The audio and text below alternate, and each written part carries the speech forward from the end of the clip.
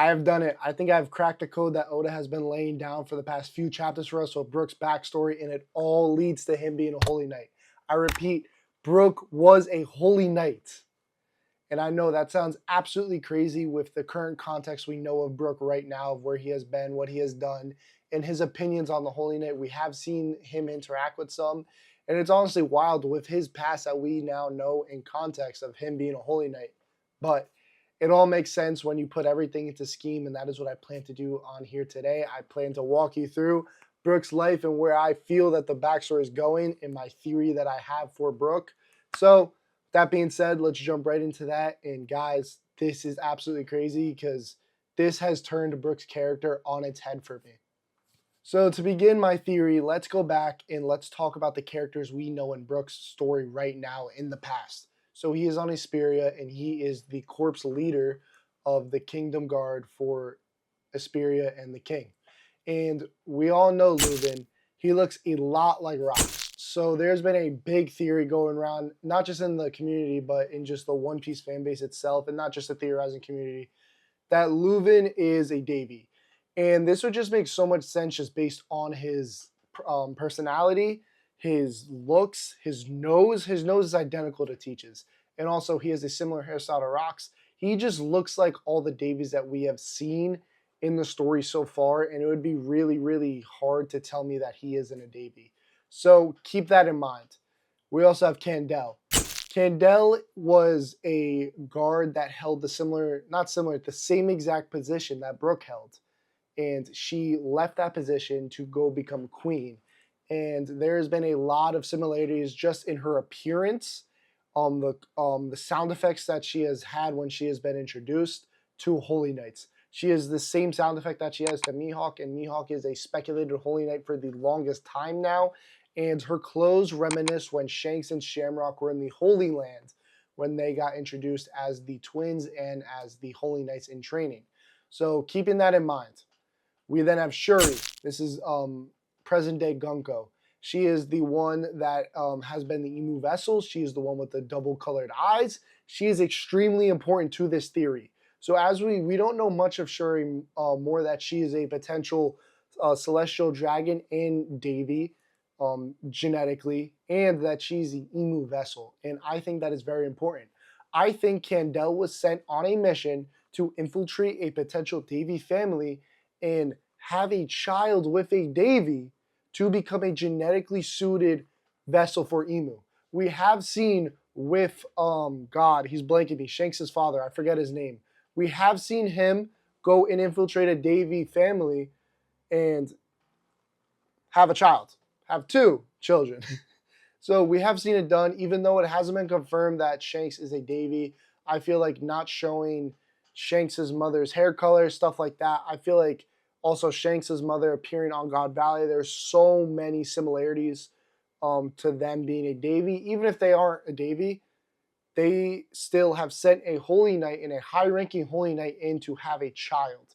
Even if that wasn't a Emu sent mission, that is something we have seen in the story before. So I don't think we would put it past Oda to write in a Holy Knight getting sent into a family to have a child with them for other purposes. So keep that in mind. And now you might be asking, how does this all relate to Brooke? Where does Brooke play into this? So we have seen that Brooke has described Gunko with 3 different personalities. That was the last thing we got of Gunko and Brooke before we went into this backstory.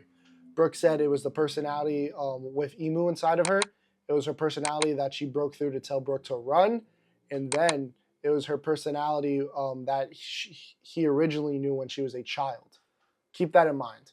And we have seen eyes do a lot for the story. They have been also the eye to the soul. We've seen ringed eyes indicate devils, Emu, Mihawk, Big Mom in her hunger pain state. The ringed eyes mean a lot for the soul and stuff like that. They are a window into the soul. So her having 2 multicolored eyes, to me, really feels like it's these 2 bloodlines clashing.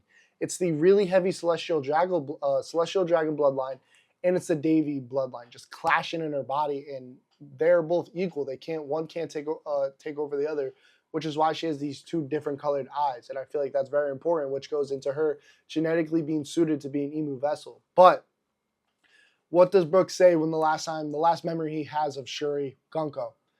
Last time he saw her, he wished to never see her again because she was getting shipped off to Marijois, Holy Land.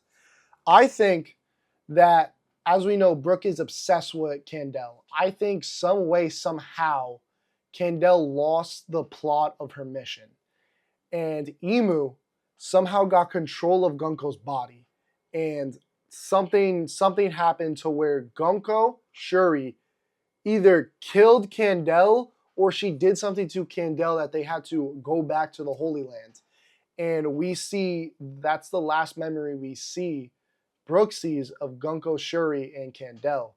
And I don't know what happens to Leuven. I haven't really gotten that far into this. Again, it's honestly just crazy when you think about that there are Davies scattered around the world, and there could be potentially more Davies that we will meet. If Leuven is a Davie, there could be a lot more Davies that we will be meeting in the coming arcs. But the fact that I think that Brooke went to chase them, because listen, they get gated off to the Holy Land.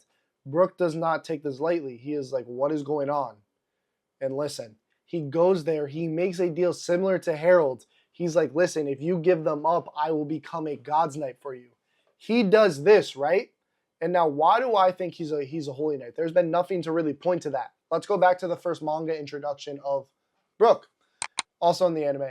But Brooke, as we all know, the way his devil fruit worked, when he died on the Rumbar Pirates, his soul left his body, and because he ate that devil fruit, his body was left to decay, and his soul was wandering in the afterlife, and eventually came back to his body, and that is how he became the skeleton that we know today. So, why do I say that he is a Holy Knight? When we see him wake up, the first manga and anime appearance of Brooke, there is a mark on his left arm where we have seen a covenant.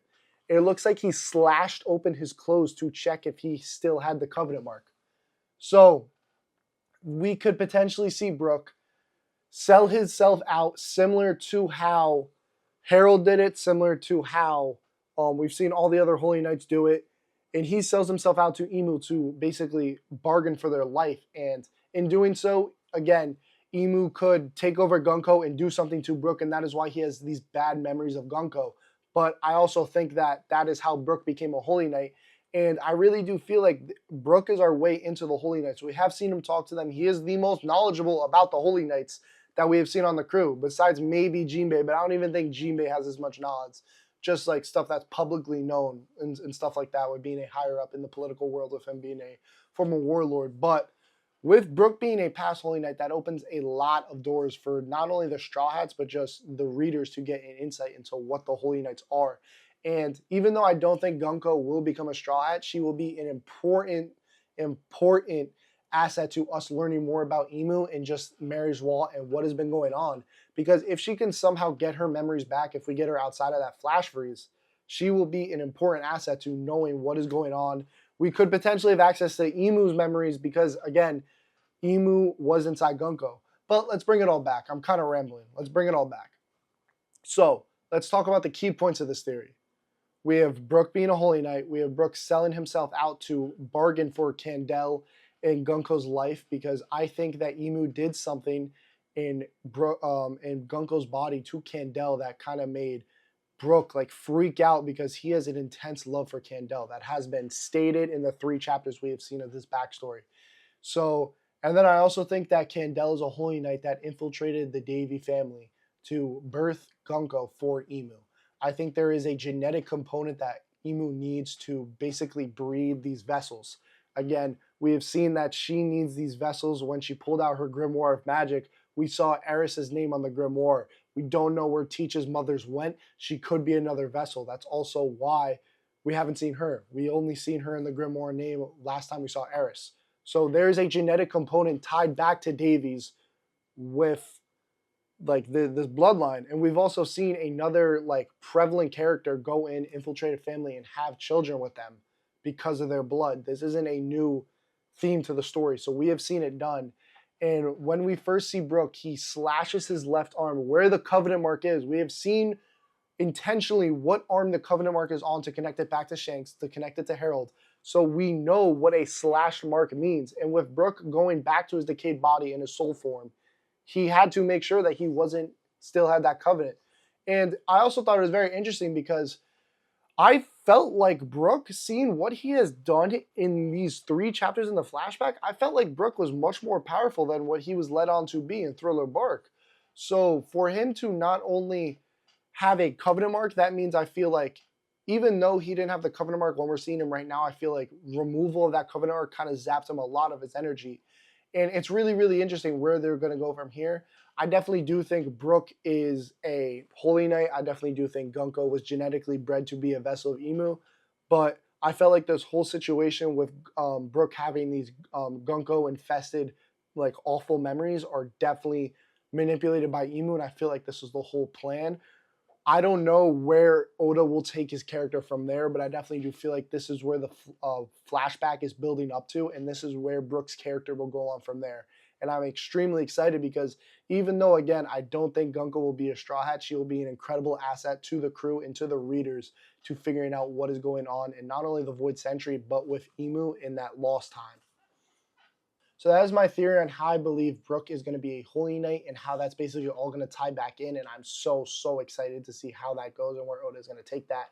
I'm also curious to see where Candela and Leuven's characters go because I do think Leuven is a Davy back. It's so obvious that he is a Davy just from his appearance, his hair, his nose. It's mirror to mirror what we have seen from a Davy so far. And Candel, I really do feel like is setting up to be a Holy Knight. And it's going to be interesting to see that there's a genetic component to becoming an Emu vessel. And I feel like that's going to open up a whole new can of worms. And it's going to really be interesting to see how much of a asset Gunko is going to be towards the crew. Yes, I don't think she's going to be the next Straw Hat, but it's going to be really interesting to see how she continues to become an asset in the sense of that she's going to be dropping these lore, because I do think she's going to get access to Emu's memory, stuff like that. We have kind of see her fight back against Emu's manipulation technique that she has been using. So she is very mentally willed in that sense. So it's going to be very, very interesting to see where Oda takes all this. I cannot wait for the next chapter. It is such a shame that it is break week, but when there's breaks, there's theories to come out, and I was just trying to wrap my head around this past theory, and mine kept going. That's where I eventually got to this theory. I hope you guys like it. Again, if there's more you guys want to expand on the theory, if there's some holes, let me know down in the comments below. If there's some things that I missed out, let me know down in the comments below. A theory is always meant to be expanded on or debunked, and I feel like that is why theorizing and the community behind theorizing is just so strong and so tight-knitted, and why I love doing it. So with that being said, guys, I hope you enjoyed. I really do hope that it goes down this route, because I do feel like Brooke is a essential character to where we are going in the story, and he can be extremely important to the plot and the crew. So with that being said, I really am curious to see what Oda does in 1185. And of course, when that drops, chapter review will be up. You can always count on that. You can count on taxes, the sun rising, and a chapter review being up. What can I say?